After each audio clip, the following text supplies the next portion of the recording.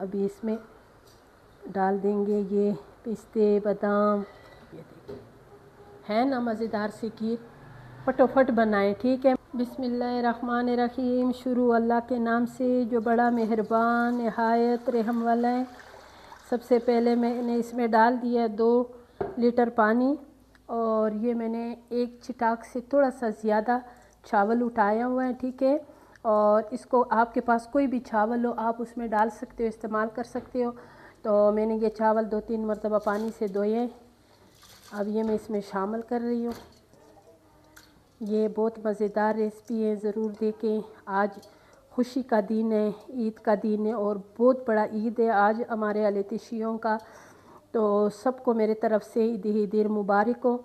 और ईद ही दीर में मीठा तो बहुत अच्छा लगता है, इसलिए कि मीठा तो हम लोग ज़रूर बनाते हैं। और जिसने ईद ही दीर बनाना है तो ये रेसिपी ज़रूर देखें, ठीक है। सबसे पहले मैं चूल्हे को ऑन कर दूँगी और इसको करूँगी मिक्स, और इसको अच्छी तरह अभी उबालना है, नरम करना है इस चावलों को, ठीक है। जब तक हमारे चावल उबलेंगे इतने देर में मैं ये पिस्ता जो है ना, पिस्ता और बादाम, इसको छीलूँगी। और ये पिस्ता जो है ना, इसको और बादामों को फिर मैंने दरदरा सा ना पीसना है, ठीक है, ताकि ये इसका जो है ना जायका उसमें जाए। इस तरह साबुत जो मैं रेसिपी बना रही हूँ, इस तरह साबुत उसमें बिल्कुल नहीं अच्छा लगेगा, ठीक है। और इसको मैंने छील के पहले साफ़ करूँगी। अब इसमें मैं ये मेवे साफ़ करूँगी, ठीक है। इसमें भी अच्छी तरह इसको धोना है साफ़ करके, और इसकी ये जो डंडियाँ हैं इसको अच्छी तरह उतारना है, साफ़ करना है। इसमें मैं ये डाल दूँगी, इसको बस थोड़ा थोड़ा सा कूटना है, ठीक है।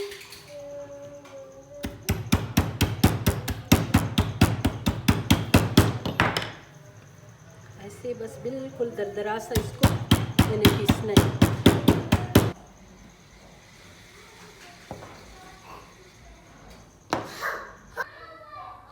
ये देखिए चावल जो है ना बिल्कुल नरम हो गए,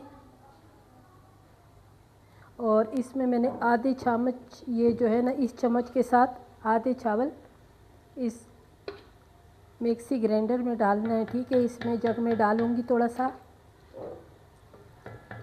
बस बाकी जो है ना वो इसमें रहने दूँगी, ठीक है। ये साथ साथ पकेगा, और साथ साथ मैंने इसको इस तरह दबा दबा के ना तो इसको पीसना है, इसका बिल्कुल पता नहीं चलेगा, ठीक है। इसमें मैंने चावल डाल दिए, चावल जो है वो अभी गर्म है, ठीक है। और इस चावल को मैंने अच्छी तरह अभी पीसना है, ठीक है।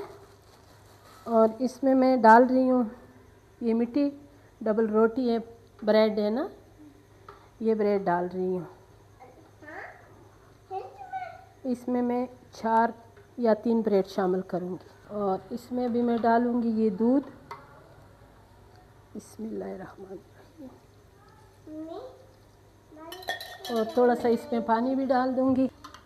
ये आपके लिए ना मज़े की चीज़ बनाऊँगी। आज ईद है ना, और आप भी बोलो हमारे तरफ से सबको ईद ही दीर मुबारक हो। बोलो ईद ही दीर मुबारक हो। दीर मुबारक, हाँ जी। अभी इसको ग्राइंड करना।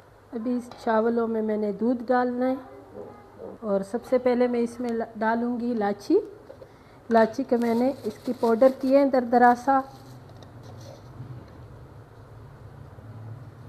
और ये साथ साथ ये इतने नरम हो गए हैं ना कि आप चम्मच हिलाओगी तो ये सारे टूटते हैं, और बल्कि टूट भी गए हैं, ठीक है।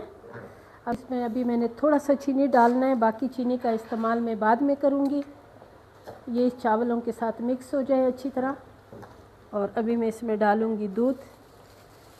मेरे साथ रहें, पूरी रेसिपी देखें, आप भी हमारे साथ ईद मनाएं। और ये इतनी खुशियों का ईद है ना, और ये जो ईद है इस ईद पे बहुत ज़्यादा मज़ा आता है।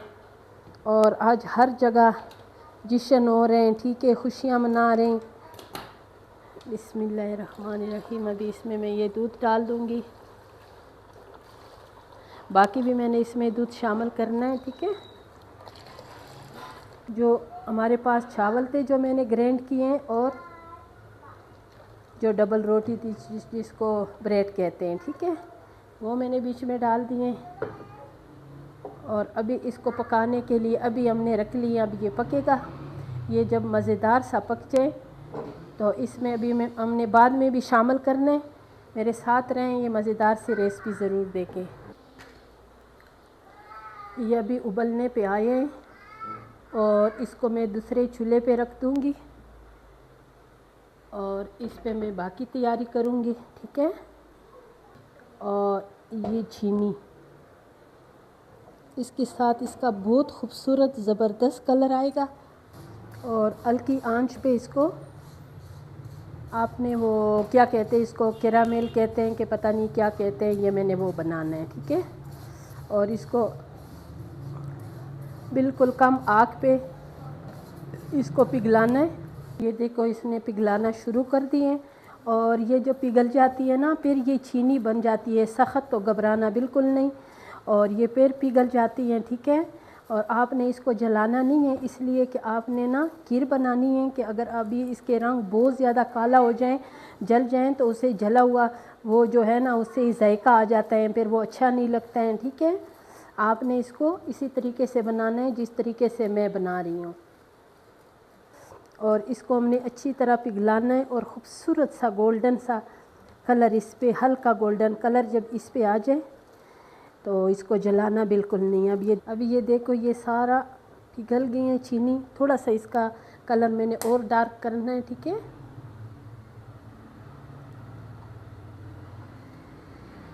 और अभी मैं इसमें डालूँगी बिस्मिल्लाहिर्रहमानिर्रहीम दूध, एहतियात से कि आपके हाथ भी ना जले, ठीक है।